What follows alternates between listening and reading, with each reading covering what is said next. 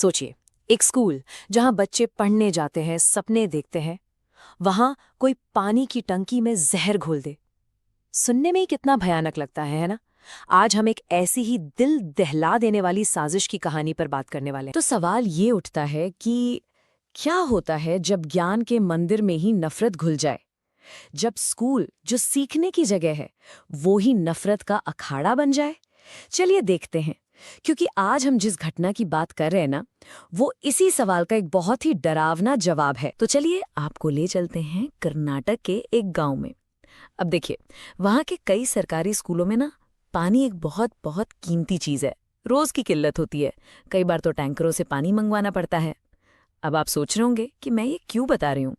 वो इसलिए क्योंकि इसी कीमती पानी को इस कहानी में एक हथियार की तरह इस्तेमाल किया गया। जरा कल्पना कीजिए, वही पानी जिसे बच्चे पीते हैं, जिससे उनका मिड डे मील बनता है, उसी पानी में कोई जानबूझकर जहर मिला दे। ये कोई फिल्म की कहानी नहीं है दोस्तों, ये वो भयानक हकीकत है जो कर्नाटक के एक गांव में हुई। तो हुआ ये कि बेलगावी जिले के हुलिकट्टी गांव के सरकारी स्कूल में कुछ दिन पहले अचानक एक के बाद एक कई बच्चे बीमार पड़ने लगे।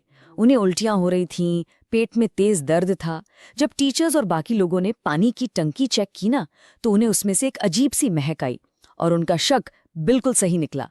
फोरेंसिक रिपोर्ट ने कंफर्म कर दिया कि पानी में कोई खतरनाक हर्बिसाइड, मतलब एक जहरीला केमिकल मिलाया गया था। और ये कोई छोटी मोटी बात नहीं थी। पूरे 12 मासूम बच्चे इस जहरीले पानी को पीकर बीमार पड़ गए थे। सोचिए, ये सिर्फ एक आंकड़ा नहीं है, ये 12 जिंदगियां हैं जो खतरे में पड़ गईं। खैर, शुक्र है कि सबको वक्त पर इलाज मिल गया और उनकी जान बच गई। पर इस एक घटना ने पूरे इलाके में जैसे हड़कंप मचा दिया। जैसे ये खबर फैली, कर्नाटक के मुख्यमंत्री सिद्धरमैया ने भी इस पर बहुत कड़ा रिएक्शन दिया।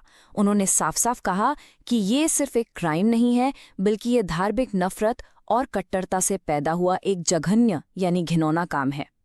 उनके इस बयान से ये तो साफ हो गया था कि मामला जितना दिख रहा है उससे कई ज्यादा गहरा और खतरनाक है। और पता है क्या, जैसे जैसे पुलिस की जांच आगे बढ़ी, ये शक यकीन में बदल गया। ये कोई हादसा नहीं था, ये एक सोची समझी पूरी प्लानिंग के साथ की गई साजिश थी। पुलिस ने जब इस साजिश की परतें खोलीं तो सच सामने आ गया। जानते हैं इसका मकसद क्या था? स्कूल के जो हेडमास्टर थे सुलेमान गोरीनाइक, जो कि मुस्लिम हैं, उनका ट्रांसफर करवाना। और आरोपी कौन?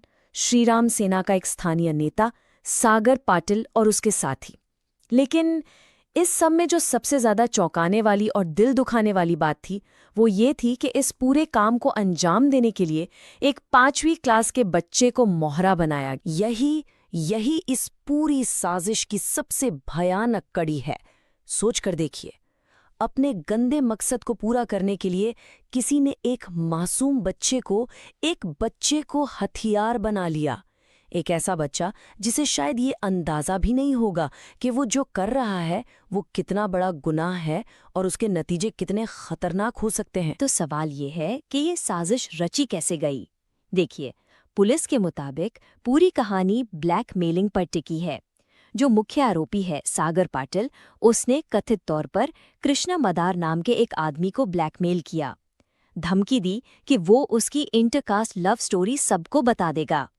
अब इसी दबाव में आकर कृष्णा मदार ने वो जहर की बोतल एक 5वीं क्लास के बच्चे को दी और उसे कहा कि जाकर इसे स्कूल की पानी की टंकी में डाल दे। तो इस मामले में पुलिस ने अभी तक 3 लोगों को गिरफ्तार किया है।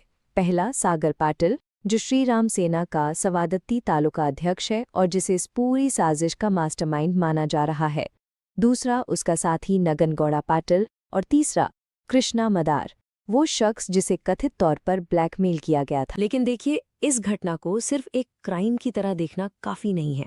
इसे पूरी तरह से समझने के लिए हमें थोड़ा पीछे हटना होगा और उस बड़ी तस्वीर को देखना होगा, उस विचारधारा को समझना होगा जिसने कथित तौर पर इस तरह के अपराध को जन्म दिया। जांच में राइट विंग एक्सट्रीमिज्म या दक्षिणपंथी अतिवाद जैसी बातें सामने आई हैं। अब ये क्या होता है? देखिए, जो पॉलिसी एनालिस्ट हैं वो इसे कट्टरता का एक ऐसा रूप बताते हैं जिसमें लोग अपनी नस्लीय, जातीय या एक तरह की राष्ट्रीय पहचान को बचाने के लिए अक्सर हिंसक तरीकों का इस्तेमाल करते हैं।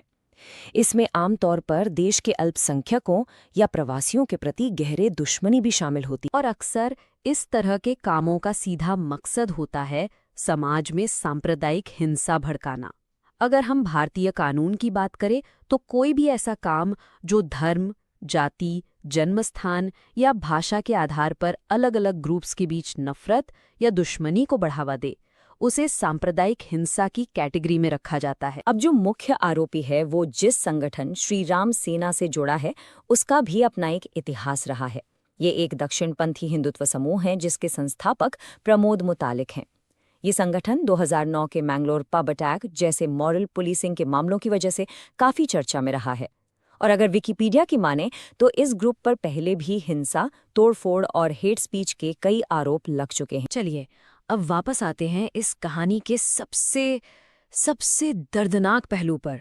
वो मासूम बच्चा जिसे इस घिनौने खेल में एक प्यादे की तरह इस्तेमाल किया गया।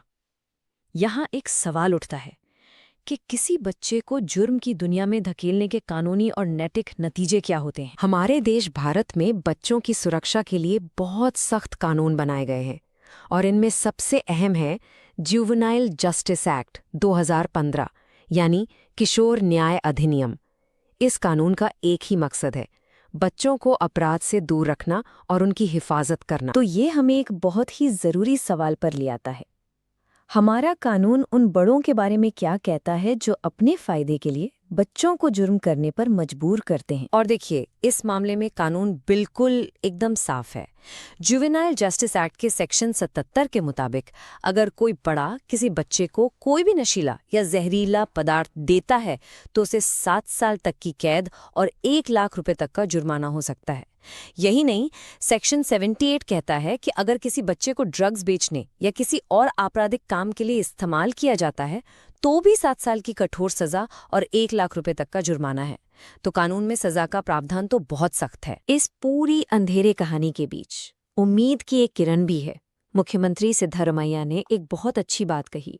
उन्होंने कहा कि जो लोग नफरत फैलाना चाहते हैं उनकी तादाद बहुत कम है और जो लोग शांति और भाईचारे के साथ रहना चाहते हैं उनकी संख्या उनसे 100 गुना ज्यादा है। और आखिर में ये पूरी घटना हमें एक बहुत बड़े सवाल के साथ छोड़ जाती है। समाज में जो ये नफरत का जहर घोला जा रहा है, इसे फैलने से रोकने की जिम्मेदारी आखिर किसकी है?